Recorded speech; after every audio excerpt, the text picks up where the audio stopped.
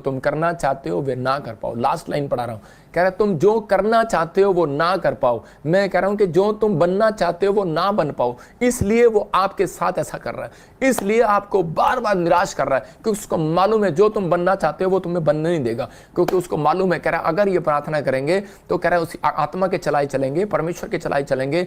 अगर ये अपनी बातों का त्याग कर देंगे और परमेश्वर को ज्यादा टाइम देंगे तो उसी समय क्या होगा, कह रहा है ये करना चाहते हैं, जो करना चाहते हैं वो हो जाएगा इनके लिए। कह रहा है जो आप करना चाहोगे, आज से भविष्यवाणी आपके लिए, वो हो जाएगा यीशु मसीह के नाम में। जो बनना चाहोगे बनोगे आज के बाद, क्योंकि तुम चुने हुए हो। विश्वास करना, तुम हारने के लिए नहीं बुलाए गए, तुम डरने के लिए नहीं बुलाए गए, तुम्हें गिराने के लिए नहीं बुलाया गया, तुम्हें उठाने के लिए बुलाया गया। शैतान ने आपको गिराया, किसी हो सकता है कोई लड़की लेकर गिराया, कोई शराब की बोतल लेकर गिराया, कोई कह रहा है पैसा देकर गिराया, लेकिन आज हाथ उठाओ और कहो प्रभु मुझे माफ करो और इसी समय मेरे ऊपर दया कर। और इसी समय परमेश्वर, मैं घोषणा करता हूं कि आज पवित्र आत्मा फिर से मेरे लोगों को उठाएगा यीशु मसीह का नाम, आपको फिर से खड़ा करेगा यीशु मसीह के नाम में। आप फिर से कर आशीषित होंगे यीशु मसीह के नाम में। कर आपको फिर से परमेश्वर एक मौका देगा, क्योंकि तुम चुने हुए हो, तुम इस्तेमाल के लिए बुलाए गए हो। याद रखना, करा तुम वो गिलास हो जो इस्तेमाल के लिए बुलाए गए हो, तुम वो बर्तन हो जो इस्तेमाल करने के लिए बुलाए गए हो। परमेश्वर आपका इस्तेमाल करेगा। आगे बढ़ो, मैं आपको इसी समय आपको कह रहा हूं कि आगे बढ़ो, पुश कर रहा हूं, आगे बढ़ो,